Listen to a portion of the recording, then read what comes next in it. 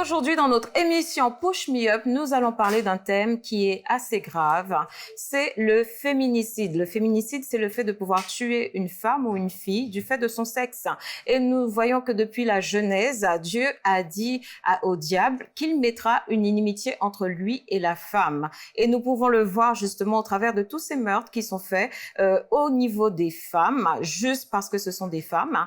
Et nous allons voir justement les différents types de féminicide qu'il y a dans la société. Et pour vous donner un chiffre concernant le féminicide intime, il y a eu l'année dernière 150 femmes qui sont mortes dans ce type de féminicide. Alors nous voulons au travers de cette émission vous donner les signes avant-coureurs pour que les violences que vous pouvez subir, que ce soit dans la famille, que ce soit dans le cocon familial, dans le cadre conjugal, que ce soit ailleurs, n'aille pas jusqu'au féminicide.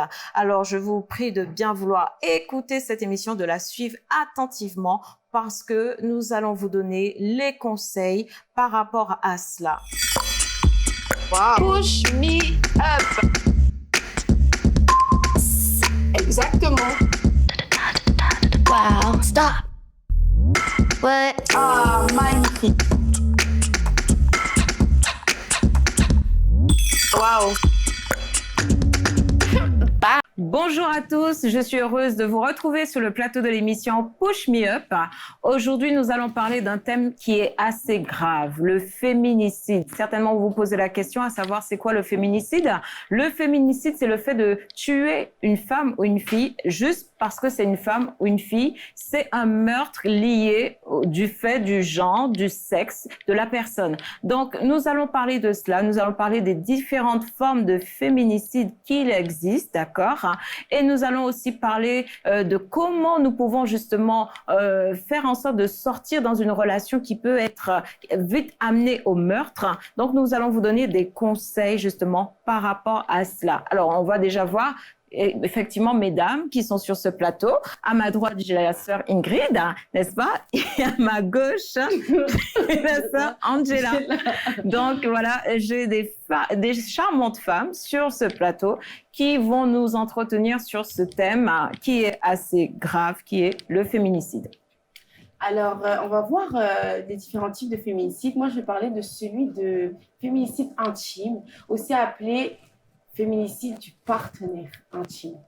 Oui. Alors, c'est vraiment un sujet très sensible, ça me touche vraiment.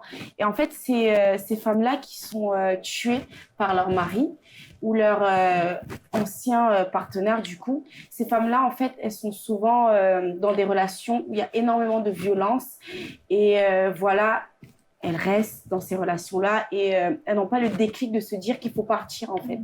Du coup, souvent, ça engendre le meurtre en réalité parce que ces hommes-là, souvent, c'est des hommes très agressifs, très violents. Exactement. Et qui sont souvent parfois très jaloux. Et donc, souvent, ça peut les pousser à tuer. Et c'est des hommes qui ne veulent pas, en fait, accepter la séparation, justement, avec la femme. Ou accepter le divorce, et qui préfèrent aller jusqu'à tuer la femme à cause de cela. À cause de ça, en fait. Et c'est vraiment très, très délicat parce qu'il y a vraiment des milliers de femmes qui subissent ça chaque année. On a vu ça pendant la période du Covid. Et vraiment, il y avait énormément de femmes qui ont été blessées ou tuées sous les coups de leur mari. Et c'est vraiment un sujet à ne pas prendre à la légère. Et franchement, c'est vraiment très, très touchant. Oui, c'est assez grave d'en arriver jusque-là. Hein. C'est quand même assez grave. Et on sait que c'est vrai que la parole de Dieu nous dit qu'il y a quand même une hostilité du diable par rapport à la femme. C'est Genèse 3,15 qui nous dit « Je mettrai inimitié entre toi et la femme, entre ta postérité et sa postérité. Celle-ci t'écrasera la tête et tu lui blesseras le talon. » Donc, en fait, on voit qu'il y a quand même cette hostilité, en tout cas du diable, envers la femme. Et justement, on voit ce déferlement de violence envers la femme, ce déferlement justement de crimes aussi envers la femme. Et donc, on va parler du féminicide d'honneur qui est lié justement à la réputation de la famille. C'est quand une femme, dans la famille, c'est un membre de la famille qui va jusqu'à tuer une femme ou une fille, jeune fille, qui fait partie de la famille Tout ça pour sauver l'honneur de la famille, parce que cette femme, elle aurait été violée, et donc du coup, ça détruit la réputation de la famille. Ou cette femme, elle fait preuve d'adultère, elle a une mauvaise vie, du coup, ça détruit la réputation de la famille. Et donc, pour préserver la réputation de la famille, eh ben, un membre de la famille va jusqu'au fait de tuer justement cette femme qui, en fait, déshonore la famille par ce qu'elle fait et tout. C'est quand même assez grave, hein, n'est-ce pas? Très grave parce qu'il se positionne à la place de Dieu. Parce que on voit des exemples dans la Bible où Dieu, il pouvait dire que celui qui n'a jamais péché jette la première pierre. Exactement. Ou la femme prostituée, en réalité, voilà.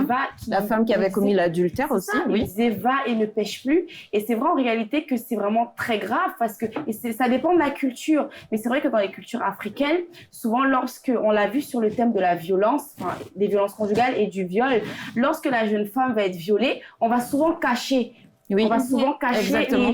Et même accuser la femme en lui disant que c'est de ta faute. Exactement. Comment tu étais habillée, etc. et tout. Et c'est vraiment très grave en réalité. Et il y a des cultures où c'est vraiment très, très tabou et on n'en parle pas.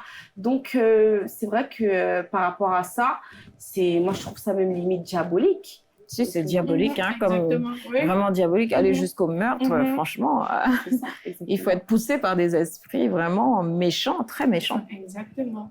Et on a également un autre type de féminicide lié à la dot. Oui. Je vais déjà expliquer parce que la dot n'est pas la même dans ces pays où il y a le féminicide lié à la dot et dans d'autres pays où la dot existe également. Oui. En Afrique, par exemple, la liste de la dot, c'est la famille de l'épouse qui va la faire et qui va remettre à la future belle famille pour que le jour de la cérémonie, parce que c'est une cérémonie traditionnelle où il faut amener des présents, il faut amener une certaine somme d'argent. Et donc là, c'est la famille de la femme qui décide un peu de ce qu'elle veut et la famille de l'époux vient en apportant justement ce qui a été défini sur cette liste-là. Maintenant, dans d'autres pays, notamment en Inde ou au Pakistan, là-bas, la dot, c'est vraiment la famille de l'époux qui s'attend à recevoir quelque chose de la famille de l'épouse, en fait. Okay, donc là, c'est souvent des bijoux qu'il faut ramener, des bijoux ou des maisons même, vraiment des objets valeureux. Et lorsque la famille de l'époux estime que la dot qui a été apportée n'était pas suffisante, donc là, justement, ils vont même aller jusqu'à tuer la femme parce que sa famille n'a pas ramené une dot suffisante, en fait. Donc, c'est un peu ça, le féminicide qui est lié à la dot. Ah, c'est quand même terrible et tragique, hein, quand même. En réalité, c'est comme si la femme est considérée comme une marchandise. Exactement. C'est un peu ça. Enfin, la dot est biblique, on le sait, mais en réalité, aller jusqu'au meurtre parce que la personne n'a pas répondu à vos attentes, c'est un peu... surtout, ça relève des traditions, parce que c'est pas aussi quelque chose d'obligatoire. Voilà, c'est culturel. C'est culturel, mais Dieu ne nous impose pas de faire la dot. C'est quelque chose de tout à fait culturel, d'accord? Et puis, ça va même à l'encontre même de la dot. La dot en elle-même, c'est vraiment l'union de deux familles. Mais lorsqu'on met plus en avant les objets qui sont apportés, ça veut dire que les personnes en elles-mêmes n'ont pas de valeur. Exactement. C'est ce qu'elles apportent qui ont de la valeur, en fait. Mais je crois que certainement la dot, ça s'est perverti parce que le but n'est pas d'en arriver jusqu'au meurtre, justement. Donc, je crois que peut-être que c'est parti d'un bon principe, mais qui après s'est perverti et où il y a eu aussi un enjeu financier derrière l'amour de l'argent, des enjeux tout à fait financiers, alors qu'au départ, c'était peut-être quelque chose qui relève d'une tradition, mais peut-être de bons principes. C'est vrai que je m'y connais pas trop. Chez moi, aux Antilles, on fait pas la dot, n'est-ce pas? Voilà, on a été acculturés avec la culture française et c'est vrai que chez nous, il n'y a pas ça. Vraiment, la dot, partout, ça a été perverti. Que ce soit même en Afrique, même, c'est exagéré en fait. Aujourd'hui, à l'époque, vraiment, c'était des objets symboliques qu'on demandait. Voilà, c'est ça. C'était vraiment symbolique. Une pièce de pagne, Moi, aujourd'hui, on va demander des sommes d'argent. Mais c'est on va ça. demander des bœufs, certains animaux, etc. Et on va aussi mettre de l'argent par rapport aux critères. Parce que si la fille a fait des études, justement, la dot est plus élevée. Voilà, si elle a fait des études d'ingénieur ou de médecine, j'imagine que là, les sommes doivent être astronomiques. Donc, voilà. Du coup, ce qui fait que ça rejoint un peu ce qu'on disait dans notre précédente émission du rôle de la femme. C'est comme si la femme aussi elle est réduite à un objet en réalité. Quelle est sa valeur, vous voyez? Et on détermine sa valeur justement par rapport à l'argent, par rapport à C'est un certains peu- biens, cadeaux, et c'est vraiment dommage. Mais bon, voilà. Donc, par rapport au féminicide aussi, il y a d'autres formes de féminicide. Il y a le féminicide justement qui est non intime. Voilà, non intime, où le meurtrier justement vise particulièrement les femmes et la mort résulte d'une agression sexuelle, mais là il y a aucun lien de parenté, c'est pas le conjoint, mais c'est quelqu'un d'extérieur, d'accord, qui va agresser la personne sexuellement et qui va aller jusqu'au meurtre. C'est-à-dire que il ne s'arrête pas à l'agression sexuelle, mais il va jusqu'au fait de tuer la femme parce que en fait il veut le meurtre de la femme. Voilà, pour lui, elle doit pas vivre. Voilà, elle mérite qu'on abrège sa vie. Donc, c'est le féminicide non intime. Mais je trouve que c'est quand même très grave encore. Je vais insister sur le très grave. Je trouve que c'est quand même vraiment très grave parce que c'est des inspirations sataniques en réalité. Exactement, totalement. De vouloir mettre fin à la vie de quelqu'un d'autre. Je sais pas, la destinée de quelqu'un, à la créature de Dieu. Et c'est vraiment très grave. Et ça vise vraiment les femmes. Vraiment les femmes. Donc, ça montre encore ce qu'on disait dans une précédente émission, que vraiment, l'ennemi connaît tellement le pouvoir de la femme et il veut l'éliminer. Que ça soit par le fait de la réduire à un objet sexuel dans la société, ou alors le fait d'inspirer ces hommes-là à les tuer en réalité, d'enlever leur vie. Donc, exactement. Et ça me fait penser justement à une histoire récente que j'ai pu regarder aux informations où l'ex-mari de la dame, ils sont plus ensemble, ils ont 2 enfants, il vit aux États-Unis, la femme vit en France, il est parti des États-Unis pour venir la tuer ici en France en fait. Il a pris un hôtel juste en face de là où elle habitait et puis un jour il est parti, il a pris son arme à feu, il allait la tuer la dame, il est reparti. Donc, c'est vraiment aller jusque-là. Tu fais combien? Plus de 8000 kilomètres juste parce que tu dois finir. Et vous avez des enfants ensemble, en fait. Donc, ils ne pensent même pas aux enfants. Mais ils pensent qu'à la femme. Et c'est vraiment ça, le féminicide. Hein. C'est vraiment, on vise la femme. Exactement. Et ce qui est dommage dedans, c'est que il y a forcément des dommages collatéraux. Bien sûr. Notamment, par exemple, les enfants. Les enfants, voilà. Quel avenir pour ces enfants. C'est ça, en fait. Quel traumatisme aussi pour ces enfants. C'est ça, exactement. C'est terrible, quoi, quand même.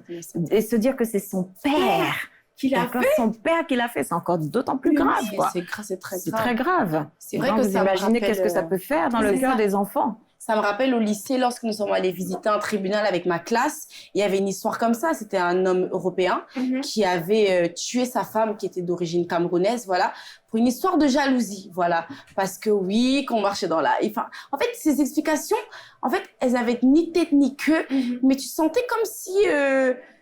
voilà, c'était vraiment... pour moi, c'est très diabolique, cette affaire-là. Exactement. Et, moi, je pense que voilà, nous les femmes, on doit savoir mettre les limites quand c'est dans le cadre du couple. Voilà, lorsqu'il y a déjà des agressions, que ce soit verbales ou physiques, où il y a des violences conjugales à répétition, ou même dès la première fois, de savoir partir. En fait. Exactement. De savoir partir ou de séparer d'abord le corps, pas forcément de divorcer parce que Dieu est contre le divorce, mais voilà, si c'est des chrétiens. Après un moment, on peut être face au divorce. Exactement. Donc, la vie en dépend. Oui, il vaut mieux partir. Parce que je crois que notre Dieu d'amour, il nous aime trop. Il nous aime tellement que, voilà, c'est sûr qu'il vaut mieux qu'on parte. Hein. Alors, il y a aussi les causes qui peuvent expliquer justement le fait qu'il y ait le féminicide. Et on voit qu'il y a certaines causes qui sont énumérées, mais bien sûr, nous n'acquiesçons pas justement ces causes-là pour justifier justement le féminicide. Alors, il y a une cause qui dit que c'est l'incapacité d'un homme à supporter la rupture du couple liée à la séparation justement. Ça peut pousser justement un homme à tuer sa femme parce qu'en fait il n'arrive pas à supporter, d'accord, la séparation avec sa femme, donc il préfère la tuer. Ça lui donne, il se sent même mieux de voir qu'elle est morte, qu'elle puisse exister, quoi. C'est comme l'histoire de ce pasteur aux États-Unis ou au Ghana, je ne sais plus l'histoire qui a tourné. C'est aux États-Unis. Voilà, aux États-Unis, voilà, ce pasteur qui a tué sa femme parce qu'elle voulait partir, en réalité. Et cette femme lui a remis une lettre de divorce. Voilà, elle a remis une lettre de divorce et du coup, ça a commencé par les menaces. Et je pense que souvent, on sous-estime les menaces, mais en réalité, il faut vraiment les prendre au sérieux. Il a commencé à les menacer, la famille de la femme est venue pour alerter la femme, en gros, que là, les menaces, elles vont trop loin, on te menace de mort. Et il allait jusqu'au bout. Tout ça pour dire à quel point, en réalité, ces gens-là, ils sont tellement obsédés par une idée, je vais la tuer, et peu importe en réalité ce qui se passe, d'ailleurs qu'il soit pasteur ou pas pasteur, je pense que c'est pas vraiment le sujet. Ça a été un homme qui a été blessé et qui voulait mettre fin à la vie de sa femme. Parce qu'il ne voulait plus qu'elle soit il n'acceptait pas la vie. Et souvent, en fait, on peut se rendre compte aussi que ces hommes-là, ils sont en fait, les femmes, elles sont dans une emprise. C'est-à-dire que pour eux, elle leur appartient. Exactement. C'est sa chose, c'est sa personne. En fait, elle leur appartient. Et tellement elle leur appartient, ils n'ont pas le droit de partir. Donc, le jour où elles partent, ils se disent, mais en fait, cette chose-là, comme elle m'appartient et elle est partie, bah, je peux pas la laisser rester. En fait, elle ne va appartenir à personne d'autre. Elle n'a pas, elle doit pas vivre. Bon, elle doit pas vivre. Je vais aller jusqu'à la tuer. Au moins là, je serai tranquille. Elle n'existe plus. Il y en a même, quand ils le font, ils savent que derrière, ils iront certainement en prison, mais ils y vont quand même parce qu'ils ne veulent plus que la femme existe, en fait. Ils préfèrent que la femme soit morte plutôt que de savoir qu'elle est là quelque part. Elle peut encore être heureuse, elle peut être avec quelqu'un d'autre. Ça, ils ne peuvent même pas l'imaginer. Ils veulent vraiment qu'elle demeure leur propriété. Exactement. Et ça, c'est très grave. Et dans ce même sens, il y a aussi une cause qui rejoint ce que tu viens de dire, qui fait que les hommes puissent tuer les femmes. C'est le fait que la femme, elle existe sans l'homme. C'est-à-dire que la femme, elle se débrouille sans l'homme. Elle a peut-être plus de finances que l'homme dans le couple, dans le foyer. Voilà, elle a une certaine, on peut dire ça, liberté par rapport à l'homme dans le sens où elle ne dépend pas de l'homme à 100%, parce que parfois il y a des hommes qui aiment que les femmes dépendent d'eux à 100%. Totalement, voilà. Et c'est là où ils abusent et ils font en sorte de priver la femme de certains moyens financiers parce que c'est eux les pourvoyeurs, n'est-ce pas? Et en fait, quand il y a ce type de choses, et parfois même quand la femme, elle est aussi très connue, plus connue que l'homme, et que l'homme, lui, il est pas très connue, mais que la femme, elle est au-devant des projecteurs, elle est connue du fait que, par exemple, c'est une grande présentatrice, ou, voilà, ou en tout cas qu'elle a une certaine renommée supérieure à l'homme. Eh ben, quand il y a ce genre de choses, on voit que, effectivement, parfois les hommes, ils tuent à cause de cela. C'est ça. Et je pense aussi que ça révèle aussi l'état d'âme, de leur cœur en réalité. C'est-à-dire que, pour le redire encore, ils ne connaissent pas, ils ne réalisent pas leur place de chef. Parce que lorsque tu réalises qui tu es, tu n'as pas besoin, en réalité, de toujours te mettre supérieur à ta femme. Tu sais que c'est ta femme et tu connais ta place, en réalité. D'où, comme on pouvait le dire dans une émission, d'où le fait que, quand on est marié, chacun reste à sa place, en réalité. Et puis, la gloire de ta femme, c'est aussi ta gloire, en réalité. Vous êtes qu'une chair. Donc, voilà, ça révèle aussi un complexe et ça révèle aussi l'insécurité de l'homme, justement, par rapport à cela.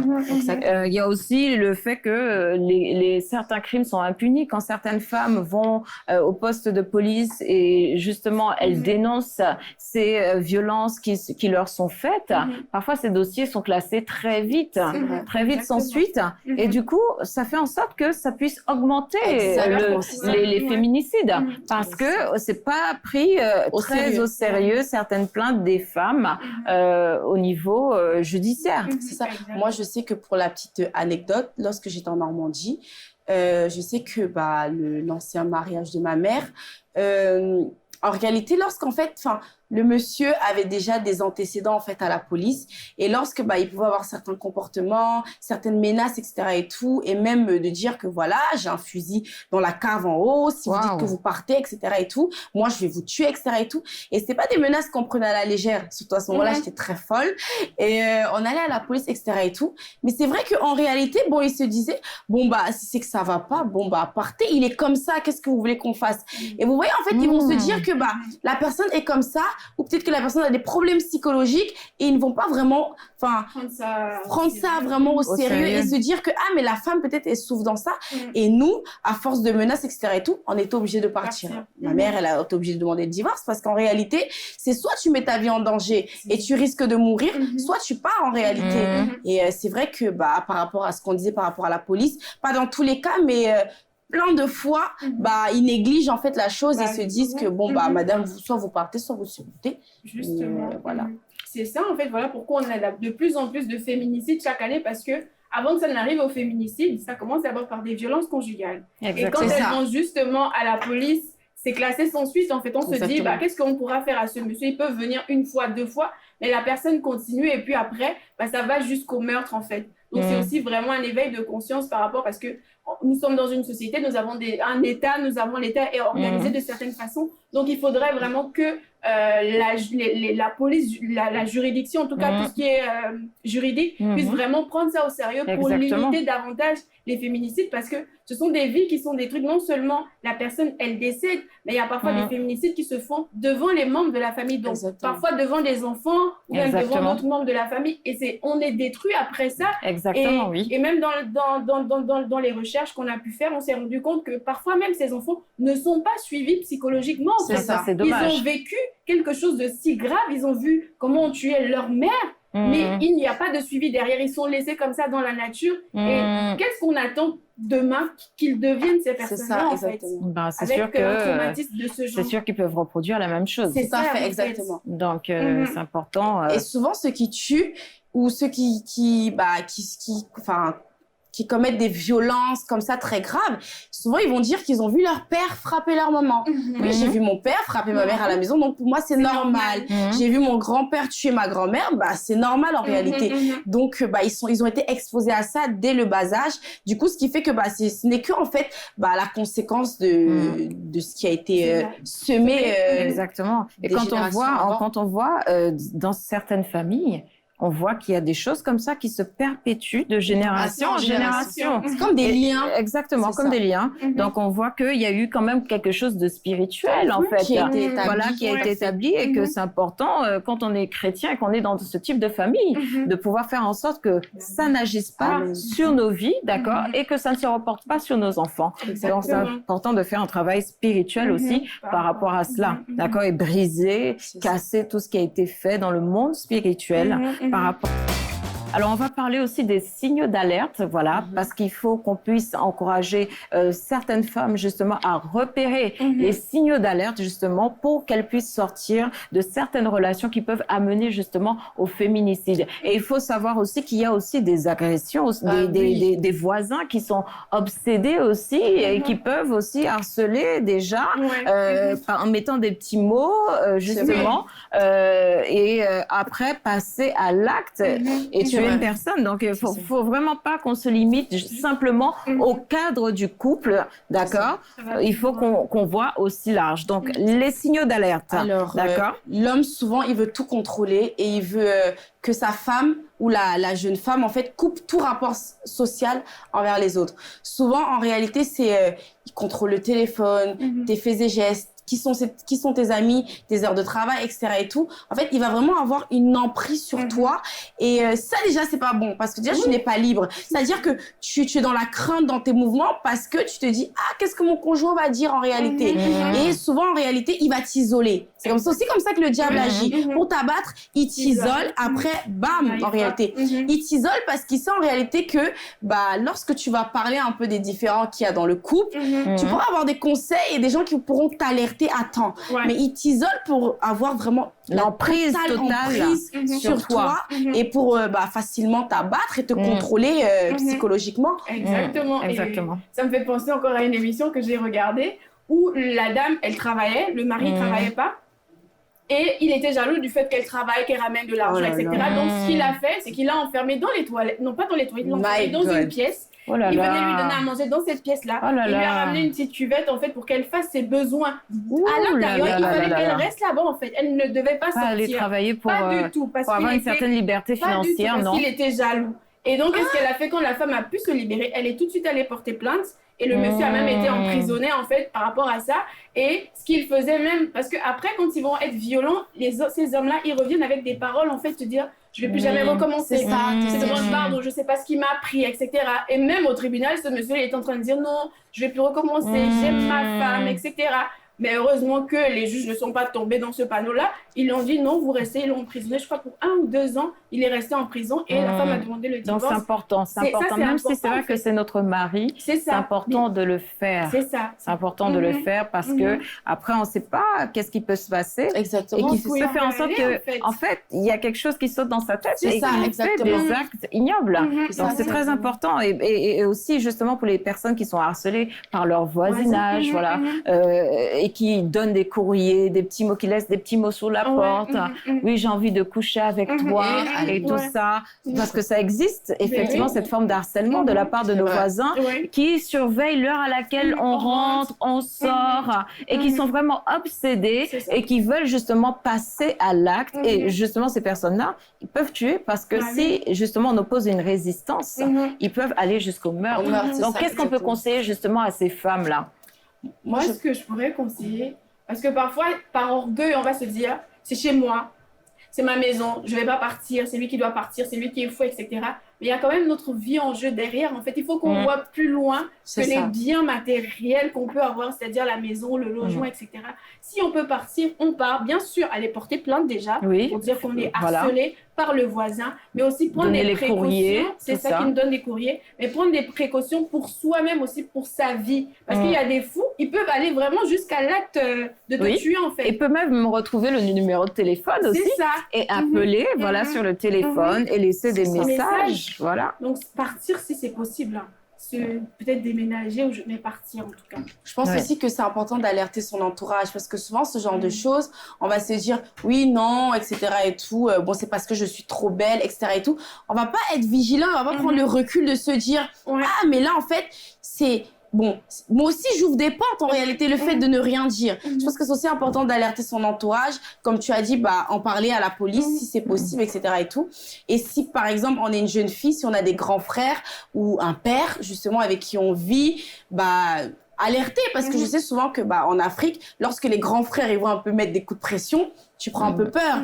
Et je pense que bah, ça aussi, c'est... je pense que alerter, c'est important. Exactement. Et justement, pour ces jeunes filles-là, justement, on a parlé du féminicide d'honneur. Pour ces jeunes filles qui peuvent être tuées dans leur famille, par un membre de la famille, justement, parce que l'honneur de la famille a été sali. Qu'est-ce qu'on peut conseiller, justement, à ces jeunes filles qui sont peut-être mineures, justement, et qui subissent des violences, soit de leurs grands frères, soit de leur oncle et tout ça.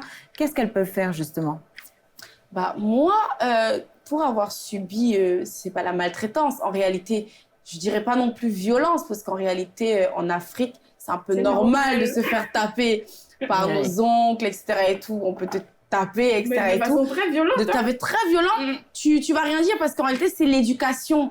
Donc, qu'est-ce que je pourrais dire à ces femmes-là? C'est vrai que c'est délicat. Si, par exemple, bah, les violences, elles sont très, très récurrentes, bah, peut-être que... Et qu'elles sont crescendo. Voilà, elles sont crescendo. Peut-être que, je sais pas, enfin, si, par exemple, vous nous regardez de l'Afrique, etc. et tout, allez peut-être habiter chez notre tante ou aller dans un autre environnement, un autre environnement, je pense que... Qui est plus sain. Exactement. Parce que le fait d'en parler à la famille, oui, tonton me frappe, tel me frappe, etc. et tout, bon, on va te regarder en mode mais tu as manqué de respect, sinon on te corrige. Donc je pense que faut changer d'environnement, c'est important. Mais il y a correction et correction. Et correction, oui, c'est vrai. Voilà. Parfois, il faut faire attention. Il y a des corrections qui ne sont pas bonnes, qui portent atteinte justement à la vie, carrément à la vie de la personne. Donc parce qu'il y a des coups qui sont mortels, hein, il faut se le dire. Hein. Il y a des coups qui sont vraiment mortels. Hein. Donc il faut faire attention, justement. Et vu que nous sommes en Europe, bah, il y a des assistantes sociales qui existent en fait. Donc peut-être se rapprocher de ces organismes-là et dire qu'on est victime de violences un peu... C'est vrai que quand on est victime de violences au sein de la famille, parfois l'État va décider de retirer l'enfant de cet environnement voilà, et le placer quelque part. En fait. C'est ce qui peut être difficile justement pour les jeunes filles qui sont encore mineures, de se dire qu'on va faire des problèmes à leurs parents. Oui, voilà, la crainte, voilà, justement par rapport à ça, qu'on va faire des problèmes à leurs parents, voilà, et que ça peut envenimer aussi les relations. C'est ça. Parce que du coup, si les parents vont en justice, au tribunal, tout ça, ça peut faire qu'envenimer la relation qui est déjà difficile. Voilà. Et comme il y a un lien affectif qui existe aussi, Exactement, on n'a oui. pas envie de faire du mal à ses Voilà, parents, en fait. exactement. Alors qu'eux, ils sont quand même aussi en train de se faire du mal. Hein. C'est ça. Exactement, Donc, et c'est aussi, ça. il y a aussi la possibilité de s'émanciper à 16 ans. Mhm. Voilà, Oui. où justement, on a la possibilité d'avoir notre liberté, d'accord, à 16 ans. Et on peut avoir un appartement, justement. On peut avoir aussi une certaine somme d'argent que l'État peut donner aussi, je crois. Et on peut travailler aussi. On peut travailler. Je crois qu'à 16 ans, c'est possible de travailler en France. Donc, il y a toutes ces choses-là, mais vraiment, elles doivent s'armer de courage. Parce que Bien j'imagine sûr. à cet âge-là, moi, à cet âge-là, bon, voilà, on est quand même à la pré-adolescence, C'est ça, on c'est n'est pas pas facile, c'est pas adulte. facile.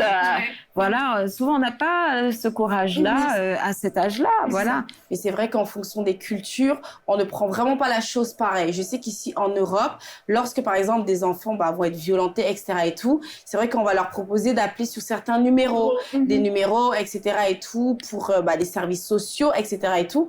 Mais c'est vrai que vraiment, en Afrique, pour moi qui ai grandi là-bas, ce n'est pas du tout pareil. Ils vont même t'encourager à appeler. Ils vont te dire, on va aller, je vais te taper devant eux. Et c'est vrai que, en fonction des cultures, la vision des choses n'est vraiment pas pareille. Oui, Sur ce sujet-là. exactement. Et même dans les familles, quand on sort avec une personne et que la famille n'est pas d'accord qu'on sorte avec cette personne-là aussi, ça peut aller jusqu'au meurtre. Ah hein. oui, Donc, oui, c'est vrai. Donc, C'est vrai. ça aussi, il y a ce type de cas-là. Dans C'est tous les ça. cas, il faut être vigilant. Il faut savoir se retirer Exactement. au bon moment. C'est ça. Aussi, parce qu'il faut regarder aussi le prix, en fait, à À payer. payer, c'est ça. Parce que si on reste- sent que c'est notre vie qui est en danger, et entre notre vie qui est en danger et le fait d'avoir des conflits au niveau de la famille, il faut peser, d'accord. ça. Il faut savoir que notre vie est plus importante, d'accord, Ah, mais c'est ça. que c'est vrai que les conséquences qu'il peut y avoir dans notre relation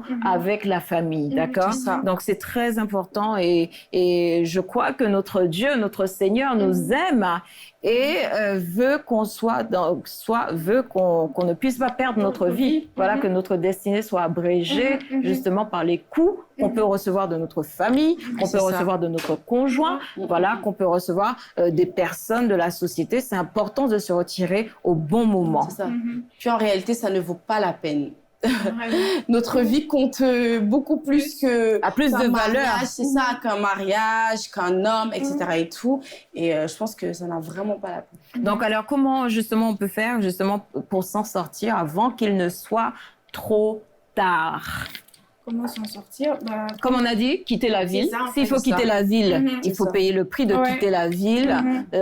Voilà, parce que parfois ça va, quand c'est très grave, ça va jusqu'à changer d'identité. C'est vrai. Voilà, pour qu'on puisse pas nous Exactement. retrouver C'est ça. et nous tuer. Donc s'il faut le faire, on doit payer le prix de cela et le faire parce que c'est notre vie qui est en danger. C'est ça. D'accord. Et il faut vraiment être courageuse parce que, comme Angela le disait tout à l'heure, il y a certains pays où, vu que c'est normal, parfois on manque même de courage en fait. Parce qu'on nous empêche, tu vas avoir quel courage? Parce que si je vais prendre un exemple, ton papa t'a frappé, le frère de ton papa peut venir, hein. Bah, La c'est ça. tante peut venir, tout le monde peut Exactement. venir en fait. Donc là, Voilà. ce qui fait que le courage même avec lequel que tu pouvais avoir, tu ne l'as plus parce que tu es un peu... on t'a comprimé à l'intérieur de toi. Exactement. Et ça me rappelle, c'est vrai que c'est pas une histoire forcément en rapport avec le féminisme. Parce que tout ça, là, ça nous abat, Ouais, c'est ça, ça c'est bat ça. notre estime de Psychologiquement, nous-mêmes, ça bat exactement. notre courage, ça nous affaiblit. Exactement. Et ça me fait penser à une histoire qui n'a pas forcément de rapport avec le féminicide. C'est le mariage forcé. Et c'est dans un pays, en fait, on a pris, la jeune fille, elle est née en France, on l'a ramenée en Afrique pour qu'elle se marie à un homme d'un certain âge. Et vu qu'elle était déjà émancipée dans sa pensée, elle a fui en fait. Elle n'est pas restée, elle est même partie chez des inconnus qui l'ont aidée à s'enfuir et elle est revenue en France en fait. Ça veut dire que là, elle a vraiment fait preuve de courage. Elle s'est dit, c'est vrai que ce sont mes parents, mais ce qu'ils veulent me pousser à faire n'est pas bien. Alors là, je vais aller chez des personnes qui vont m'aider à m'en sortir. Mais c'est bien parce qu'elle a eu le courage, c'est ça. voilà, de sortir du cadre familial, de la sphère familiale. Parce exactement. que peut-être que ça aurait pu mal tourner pour elle C'est aussi. ça. Mhm. Et comme elle ne veut plus du mari, parce que je crois qu'il y a un enjeu financier aussi derrière. Tout à fait, exactement, c'est ça. Donc, s'il faut le faire, il faut le faire. Il faut le faire parce que c'est notre vie qui est en danger. D'accord. Donc alors, comment justement on peut faire justement pour s'en sortir avant qu'il ne soit trop tard? Moi, Donc, quand on fait un mariage forcé, il y a un enjeu financier derrière. Donc, et comme elle s'en va, elle sort du mariage, le mari peut aller voir les parents et dire, mais non, mais moi, j'ai payé, voilà. Donc, du coup, après, ça peut aller aussi jusqu'à la colère qui amène au meurtre de la fille aussi.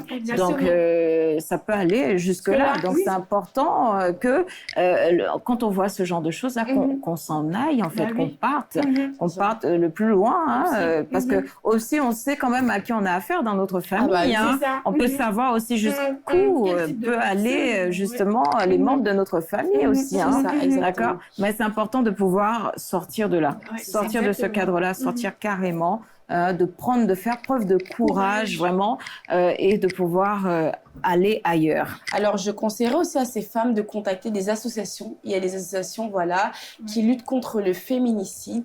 Et parce qu'en fait, c'est important lorsqu'on n'a pas ce courage-là, justement, de contacter des gens qui vont nous aider à nous relever. Le problème de ça, c'est que je connais des jeunes filles, par exemple, qui ont été victimes de violences et qui sont tombées dans la mutilation. Parce qu'en réalité, elles n'avaient personne à qui parler. Et à part l'entourage familial, en réalité, ou les copines, mais qui ne comprendront pas forcément, il y a ces associations-là qui ont l'habitude de traiter ces cas-là, qui peuvent nous aider à nous relever, nous donner des stratégies, voilà, ciblées pour vraiment traiter ces troubles psychologiques, parce que oui, ça peut pousser aux troubles psychologiques. Et voilà, moi, je dirais vraiment à ces femmes-là de ne pas se renfermer sur elles-mêmes, mais vraiment de contacter les associations, d'en parler, voilà, vraiment, parce que la parole aussi libère, et vraiment d'en parler et de ne pas rester seule, surtout pas. Exactement. Et nous, en tant que femmes chrétiennes, nous avons la prière aussi. Alléluia. La prière pour nous donner la force, pour nous donner le courage, parce que c'est important que notre esprit soit fort, justement, pour qu'on puisse aller s'armer de courage et sortir du chaos dans lequel nous sommes. Bien sûr, Dieu peut changer les choses, d'accord? Dieu peut changer les choses. Dieu peut aussi changer quelqu'un, un homme, un homme qui a un mauvais cœur.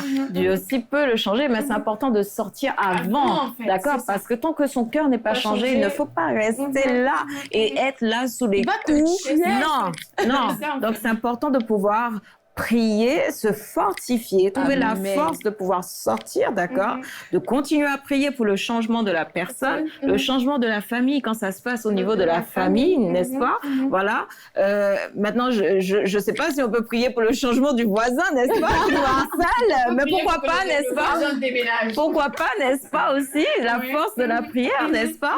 Mais c'est important de pouvoir s'armer de force, là où on peut avoir l'énergie nécessaire, de prendre cette énergie-là et de s'armer de cette énergie-là pour avoir du courage et décider aussi de s'en sortir et d'avoir aussi une espérance, voilà, de se dire non, Dieu a des bons projets pour moi. La Bible nous dit qu'il a des projets de paix et non de malheur, d'accord? Ce que je suis en train de subir, ça, ce sont pas les projets de Dieu. C'est pas la destinée que Dieu a pour moi de pouvoir être là et subir des coups dans l'environnement, dans l'atmosphère où je suis. D'accord? Non, ce n'est pas le projet de Dieu, d'accord? Et donc, de sortir de là et de prier, de s'armer de courage, d'avoir foi en son avenir, dans les promesses de Dieu, parce que certainement Dieu a de bonnes promesses pour nos vies, d'accord? Et donc, c'est important de pouvoir demander à Dieu le courage de continuer malgré ce qu'on a vécu, d'accord? Et que Dieu nous montre le chemin. Dieu nous montre ce que nous avons à faire, justement pour ces jeunes filles-là qui s'arment de courage et qui sortent du milieu familial et qui vont se retrouver seules, en quelque sorte, en fait.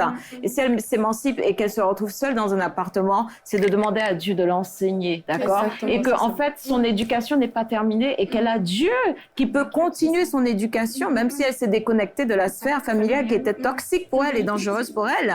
Dieu est un bon père et que Dieu est son père. Amen. Et qu'il peut lui donner encore des directives de sagesse pour continuer son éducation puisqu'elle n'a pas fini de grandir. D'accord. Et aussi de pouvoir avoir des mamans dans la maison de Dieu, des mamans et des pères aussi dans la maison de Dieu, et qui pourront lui donner des conseils aussi de vie, des conseils de sagesse, justement, pour mener à bien sa vie et pour que sa destinée et ses jours à venir soient meilleurs que ce qu'elle a déjà vécu. Tout à fait. Et pour ajouter ce que tu disais par rapport à celles qui sont dans des relations, vraiment de s'attacher à la parole de Dieu. Parce que lorsqu'on s'attache à la parole de Dieu et qu'on connaît sa valeur, ce que Dieu dit à notre propos, en réalité, on ne va pas accepter tout et n'importe quoi. Parce que souvent, on reste dans ces relations-là parce que on est comme perdu en réalité et on est en perte d'identité. Du coup, ce qui fait en fait que on se dit que s'il est violent envers nous, c'est que peut-être qu'on l'a mérité. C'est-à-dire en fait que, comme Pasteur Paulette le disait, ce sont des plans de paix et non de malheur en fait qu'il a pour nous. C'est-à-dire que si on est dans le malheur, il faut en fait que le fait de s'attacher à la parole de Dieu, de s'enraciner à ce que Dieu a dit à notre sujet, qu'on se dise que non, là, faut partir. Là, ce n'est pas la volonté de Dieu et de savoir partir à temps avant qu'il ne soit trop tard. Et quand c'est un couple chrétien où le mari est violent, c'est de voir déjà, premièrement, les responsables spirituels, d'accord, de la maison spirituelle dans laquelle on est. Après, si on voit que malgré les soins pastoraux, malgré les conseils pastoraux, le conjoint violent n'exécute pas, ne met pas en application justement ces conseils pastoraux, d'accord, à ce moment-là, il faut décider de partir. Tout à fait. N'est-ce pas, de s'armer de courage et décider de partir. Et c'est vrai que c'est pas évident, surtout quand on n'a pas les moyens financiers, que la femme, elle ne travaille pas, elle a 4 enfants, elle va se dire, mais comment faire et tout ça. C'est important de voir les responsables spirituels et de trancher l'affaire auprès des responsables spirituels. Et si la femme ne travaille pas, que les responsables spirituels disent au monsieur de pouvoir trouver un autre logement, je crois. Tout à fait, ce serait une solution assez sage. C'est à lui de partir. Voilà, exactement. Et d'aller chez peut-être un frère en Christ en attendant pour faire ses soins, continuer ses soins pastoraux, parce qu'il est encore dangereux. Donc, voilà, je crois qu'il y a différentes solutions de sagesse que Dieu peut nous inspirer justement pour résoudre ce type de problème et qu'on n'aille pas jusqu'au meurtre. C'est ça. Parce que là, surtout dans la maison de Dieu, ça ternit l'image de Dieu. Voilà, notre Dieu n'est pas comme ça. Notre Dieu n'est pas violent. Notre Dieu est amour. Et le fruit de l'esprit, justement, la première partie du fruit de l'esprit, c'est l'amour. D'accord? Et l'amour ne fait pas de tels actes. L'amour ne commet pas de telles ignominies. Donc, c'est important de pouvoir vraiment savoir faire les choses au bon moment. D'accord? Au bon moment, au temps imparti, avant que les choses ne dégénèrent plus que cela. D'accord? Avant que les choses ne puissent avoir plus de conséquences que cela. C'est important de pouvoir partir au bon moment. Exactement, parce qu'on va se rendre compte aussi que ces femmes-là, vu qu'elles sont comprimées en fait, c'est-à-dire que l'homme l'a isolée de tout, dans sa tête en fait, elle aussi, elle ne vit que pour lui. Elle se dit, mais si je pars, qu'est-ce que je vais devenir? C'est lui qui me donne de la valeur, c'est lui qui me permet de me sentir moi et tout, etc. Donc elle rentre aussi, donc, au niveau de psychologique, elle est aussi dans cette... j'ai pas envie de dire en prise là, elle est aussi dans cette prison là, où elle se dit que vraiment il n'y a que lui, elle a du mal à partir. Parfois elle va même accepter, elle va subir les violences, elle sait que ce n'est pas bon, mais comme il n'y a que lui autour d'elle en fait. Et même se maquiller pour cacher les marques. C'est ça, quand elle va tomber, il va la frapper, elle va dire non je suis tombée des escaliers, etc. Alors que ce sont des signes de violence conjugale. Et c'est des signes alertants. C'est ça en fait. Ce n'est pas bon en fait, les bleus, tout ce type de choses-là, c'est très important de considérer ces choses-là comme étant des signaux d'alerte pour ne pas en fait continuer à subir des violences, d'accord? C'est important, très très très important. Nous valons plus que ça, d'accord? Nous valons pas des punching balls. Des punching balls, voilà, c'est ça, vraiment. Justement, ça peut être un conseil aussi que le monsieur aille faire de la boxe. Voilà, c'est ou ça, alors, de la boxe, pour se défouler, s'il n'a pas d'endroit où se défouler. Donc, c'est important de reconnaître ces signaux d'alerte-là pour pouvoir s'en sortir et partir au bon moment avant qu'il ne soit trop tard. Et même parfois, la femme, vu qu'elle-même n'arrive pas à reconnaître ces signaux d'alerte, son entourage aussi, en fait. Son entourage aussi pourra remarquer, par exemple, lorsqu'ils vont chez elle, voir que le mari il est violent, il a des paroles agressives, ou bien tout le temps, elle a des bleus, elle va toujours dire « je suis tombée ». À un moment donné, il faut que l'entourage se dise « non, c'est vraiment pas qu'elle est tombée, il y a peut-être plus que ça en fait ». Et vraiment prendre la personne à côté, parce que les femmes, lorsqu'elles le subissent, il y en a qui n'aiment pas, elles ont l'impression qu'elles vont exposer leur intimité. Voilà, c'est ça. Alors que c'est vraiment quelque chose de mal. Et surtout quand ça se passe dans la maison de Dieu aussi. C'est ça. Parce que c'est en quelque sorte un mauvais témoignage. C'est ça, voilà. Et elles auront tendance à couvrir la nudité de leur mari. Mais je ne suis pas contre le fait qu'il faut couvrir la nudité de son mari, mais lorsque notre vie en dépend, je pense que c'est plus sage en réalité d'en parler à des autorités spirituelles qui sauront conseiller sur quoi faire. Donc, nous allons voir le quiz. Exactement. Nous allons faire un petit quiz, d'accord? Le quiz push. C'est ça, c'est le push. Le quiz push. En anglais, ça sonne mieux. Ça, c'est en français, la push. Oui, c'est... Alors, le quiz push. Première question. Comment peut-on aider les personnes ayant assisté à un féminicide, notamment les enfants ou les parents de la victime? Très bonne question. Très bonne question. Très bonne question. Je crois qu'il faut de la restauration, justement, par rapport à ces enfants. S'ils sont dans la maison de Dieu, ils pourront avoir des soins pastoraux, des soins, justement, liés à la parole de Dieu, des conseils et tout, justement, par rapport à ça. Et c'est important ceux qui sont dans le monde, généralement, ils vont voir un psychologue, un pédopsychologue, justement, qui, avec certains mots, pourront aider l'enfant à pouvoir guérir, justement, de ce qu'il a vu, de ce qu'il a vécu, d'accord, trouver des termes pour expliquer, pour mettre des mots sur des choses qui ont été tragiques pour cet enfant-là et qui peuvent emmener des traumatismes, pour faire en sorte qu'il n'y ait pas de séquelles au niveau psychologique dans le développement justement de l'enfant. Donc, il y a des psychologues qui sont là. Et après, maintenant, c'est vrai que dans la chrétienté, je ne sais pas pourquoi, les gens pensent qu'aller voir un psychologue, c'est mauvais. Moi, je crois que le psychologue, surtout quand il est chrétien, c'est encore d'autant, c'est encore un plus, n'est-ce pas? Mais je crois que ce sont des soins liés justement à notre état d'âme qu'ils apportent.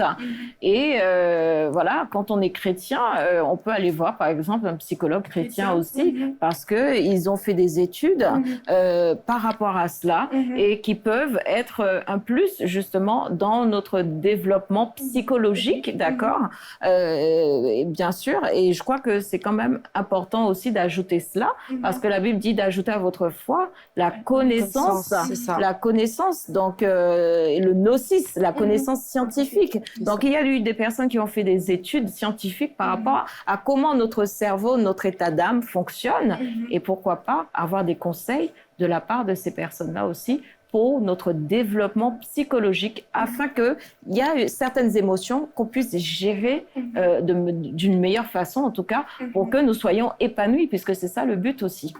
Exactement. Et je pense aussi que la Bible va dire invoque-moi, enfin Dieu va dire invoque-moi dans la détresse et je te répondrai. Je pense que voilà, c'est vraiment important de s'attacher à Dieu pendant ces moments-là, en tant que femme qui a vécu ça, enfin qui a eu la grâce de ne pas mourir sous les coups de l'homme violent. Mais je pense que c'est vraiment important de s'attacher vraiment à Dieu pendant ces moments-là, parce qu'il n'y a que lui qui délivre, il n'y a que lui qui nous restaure totalement, et il n'y a que lui en fait qui peut nous donner un nouvel espoir, un nouvel élan dans notre vie. Et je pense que c'est important aussi après d'être sorti de ça, de continuer à déclarer, parce que pour la vie de nos enfants aussi, parce que ce qui nous a attaqués attaquera aussi nos enfants. Je pense que c'est important de prendre le temps, voilà. Parce que là, c'est surtout des enfants, au niveau des enfants. Qui ont vécu. Des enfants, ok, qui ont vécu le féminicide. Ça veut dire que leur maman est morte, donc elle... des enfants. Okay, voilà, c'est au niveau des enfants. Et parce que les femmes qui ont vécu ça, elles sont déjà mortes. Donc, c'est ça. Donc, maintenant, après, c'est vrai qu'il y en a, elles ont échappé à la mort aussi. Exactement, oui, c'est donc là, effectivement, tes conseils sont très appropriés et très bons justement pour les femmes qui ont échappé justement au féminicide et qui ont vu de très près la mort et qui se sont échappées de manière in extremis de la situation et tout. Ça, j'imagine que ça doit faire un traumatisme pour elles et tout ça. Et certainement, ces scènes-là viennent et reviennent dans leur mémoire et tout. Et elles, je pense qu'elles ont aussi besoin de restauration. Beaucoup. Et de s'attacher à la parole de Dieu, comme tu as dit. Tu peux avoir peur des hommes maintenant, en fait. Tu dis, je vais pas me remarier, peut-être que lui aussi, il sera violent, comme le précédent, en fait. Donc, aussi avoir des soins pastoraux par rapport à ça. Ah oui, ça c'est sûr. Qui ont eu la grâce d'échapper. Ah oui. Ok. Oui, et une autre question? Une autre question. Justement, c'est de savoir comment l'entourage d'une personne victime de violences conjugales peut empêcher qu'un féminicide arrive. Parce qu'on ne sait pas, quand les victimes de violences commencent, on ne sait pas jusqu'où ça peut aller en fait. Oui. Et justement, comment on sait qu'il y a quelqu'un de notre entourage qui est victime de violences conjugales et elle-même, elle a du mal à sortir de là. Comment maintenant son entourage peut concrètement l'aider? Alors, Oui. Ce qui est délicat dans ça, pour moi, pour l'ayant vécu lorsque j'étais à Rennes, de ma voisine qui vivait des violences très, très, très violentes par rapport à son conjoint, je sais que c'est vraiment très délicat.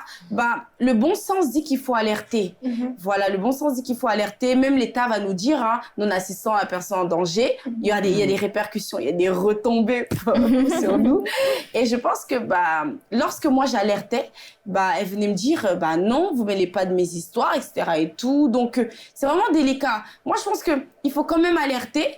Bon, quitte à ce qu'on se prend bah, des petites réflexions après, mais quand même alerter. Les foudres même de la personne qui subit les violences. Mais moi, je pense qu'à ma place, si j'étais à la place de ces dames-là, j'aurais aimé que mes voisines ou mon entourage alertent. Souvent, on ne veut pas parce qu'on n'a pas envie d'exposer bah, notre vie. C'est un peu aussi une honte de se dire que les gens sauront que bah, mon mari me tape, etc. et tout. Mais je pense que non, il faut quand même alerter pour la personne.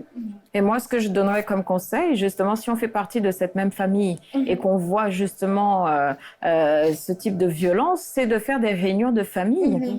Des réunions de famille où on sait que généralement dans les familles, il y a les grands frères, les aînés qui sont une voix en fait et qui ont une certaine autorité dans la famille.